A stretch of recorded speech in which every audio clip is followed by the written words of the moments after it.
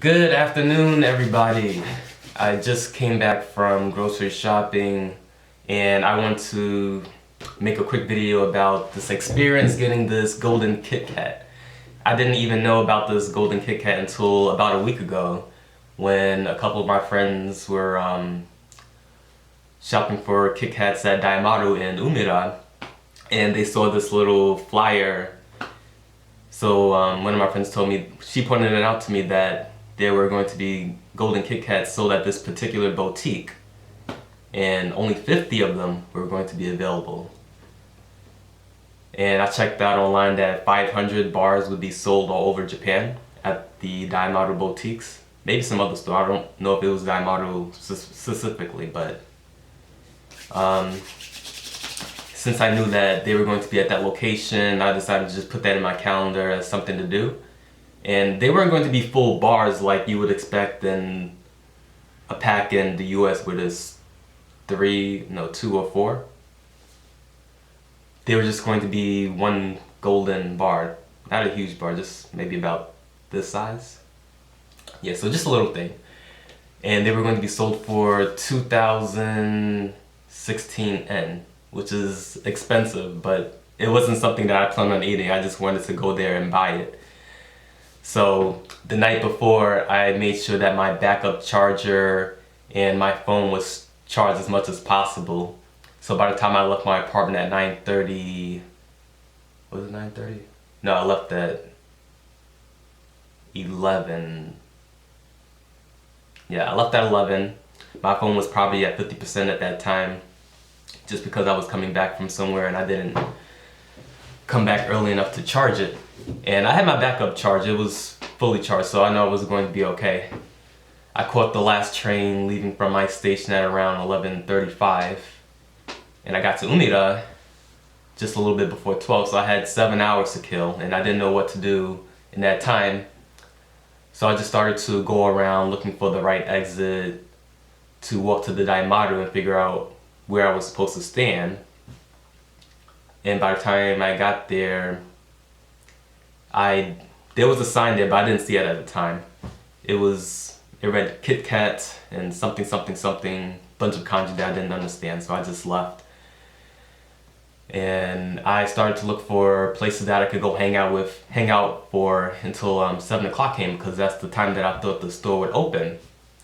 So I find a Starbucks first around 1 o'clock, and there were maybe 15 people in there. It didn't look like it was going to close anytime soon. I expected it to be closed, but I guess since it was at the first floor of a hotel, that they stayed open longer than most Starbucks. And it didn't even show up on my Google Maps when I was looking for Starbucks originally. So I just go in there and I buy a drink just because I didn't want to be that guy just sitting in Starbucks scrolling through Facebook until they closed.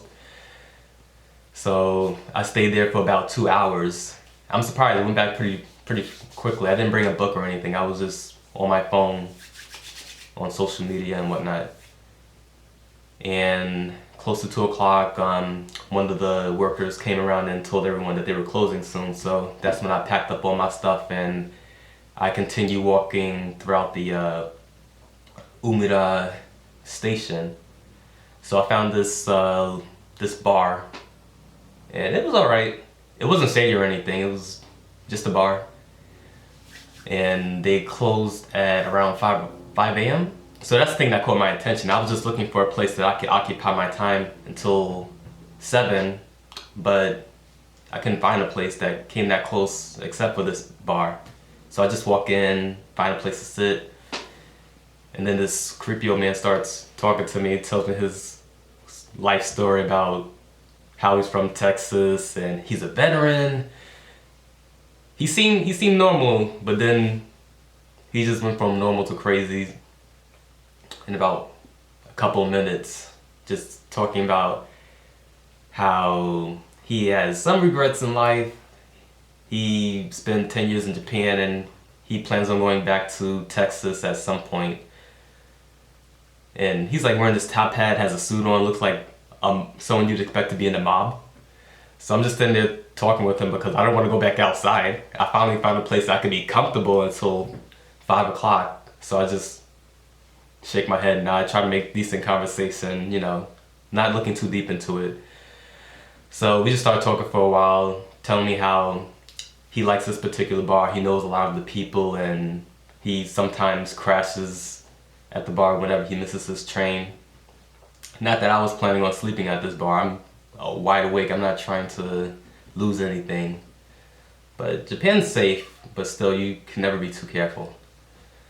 So I just started talking to him, and he's introducing me to a few people in the bar, and everyone's real cool. They seem really friendly in this place, so even though I had a creepy experience there, I might go back just because the bartenders are cool and, you know, they have good drinks, good prices, and the food is alright. So 5 o'clock rolls around and I'm looking at my watch, and I figured this is a good time to go. I don't know how the line is going to be looking by the time I go over there, so I just sprint over there back to Umeda Station, and no one's there. So I go around this corner and I see this bench, so I sit down and I start eating these onigiri that I bought at the konbini store before I left my station. So I sit there for about 10 minutes. The seat is really cold just because it's close to the outside area. So about 5 minutes later, I turn back, and at the entrance of the Daimaru, I see maybe 2 people. So I walk up to them, start talking to them about, you know, where they're from. Is this even the right entrance that I'm supposed to be at? So everyone's waiting for the same thing. So we just start talking to each other for about 10 minutes or so. And this older guy who was in the line, he even went to a konbini or someplace, and he brought back some coffee for the 4 of us that were waiting, which is nice of him.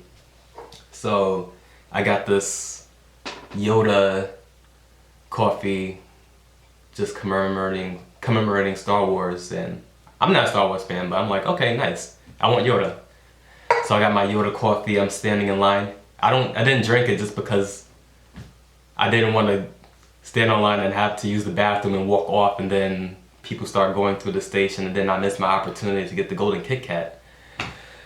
So 7 o'clock rolls around and I'm looking at my time thinking, okay, the door's not opening. What's happening? Come to find out that the store isn't going to open until its normal operating business hours, which is at 10. So I'm like, dang. I woke up way too early. I could have left my station at 4:57 a.m. Still have gotten to the Daimaru in time to get on this line to meet all these people. So I'm tired. I'm still standing on line. I just started to listen to music. But 10 o'clock finally came around, and I got my little ticket stating that I could only buy 1 golden Kit Kat. And the doors finally opened. And behold, I got my little Kit Kat bag. And I was expecting the packaging to be a bit bigger for this Kit Kat. But no. It's just a small wooden box. I have my Kit Kat label over here. If you want to see pictures of the Kit Kat, I can give you a description to my Instagram, and you can check out photos over there, but that was basically it. My Kit Kat experience was well worth it. I finally have it. It's not going anywhere. And I got back home and I slept for 1 full day. So, I'm happy. Golden Kit Kat, well deserved. See you later.